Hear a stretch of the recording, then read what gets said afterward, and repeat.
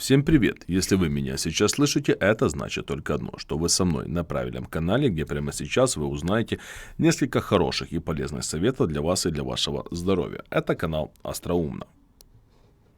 Леденцы от кашля – отличное средство не только при кашле, но и при упорном ночном кашле, когда приступы настолько сильные, что не можешь остановиться.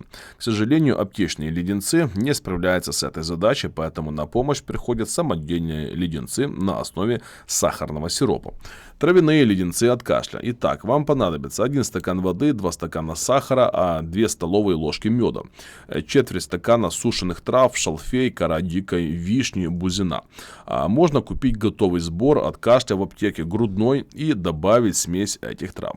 В течение 20 минут томить травы в воде на медленном огне, закрыв кастрюлю крышкой. Затем процедить полученный настой и перелить его обратно в кастрюлю. Добавить сахар и мед, размешать и довести до кипения, потом осторожно варить на медленном огне.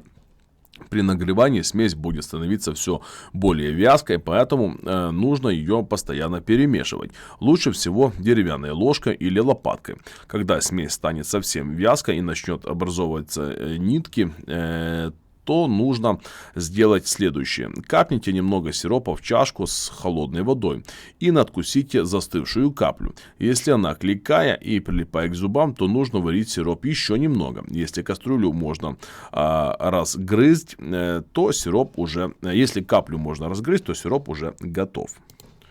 Если сироп начинает кристаллизироваться, то можно добавить в него немного воды и дополнительную ложку меда, убрать кристаллы и варить дольше до нужной консистенции. Когда сироп уже готов и упавшую в стакан холодной воды каплю можно разгрызть, возьмите лист пергаментной бумаги и вылейте на него чайной ложкой капли сиропа недалеко друг от друга.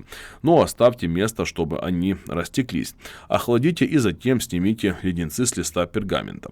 Заверните каждый леденец в пергамент или припудрите их сахарной пудрой, чтобы леденцы не слиплись друг с другом. Хранить их можно в стеклянной банке. Ну что же, на этом у меня все. Более детальная информация есть на нашем сайте. Так что подписывайтесь, раскидывайте это видео вашим друзьям и близким и, конечно же, ставьте лайки. Не забудьте нажать на колокольчик. Всего вам самого хорошего. Услышимся.